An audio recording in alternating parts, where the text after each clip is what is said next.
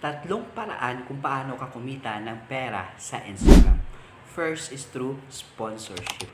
Ito yung nagbabayad sa iyo yung mga big companies, bigger brands na mag-post ka ng product nila sa Instagram mo. Second is kung wala kang big follower, pwede ka mag-start sa affiliate marketing, kung saan pwede ka mag-post ng products na mayroong links at saka QR code na once bumili sila dito is kikita ka ng pera or commission na hindi mo naman product. Okay?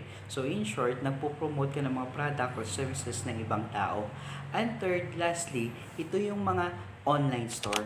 Pwede ka dito magbenta ng mga physical goods or digital products. Now, gusto mo bang malaman kung paano ko kumita ng 10,000 in 1 week or isang linggo na nagsishare lang ng products kahit hindi sila bumili? Kung excited ka malaman, just comment below how at ibibigay ko sa iyo yung buong details.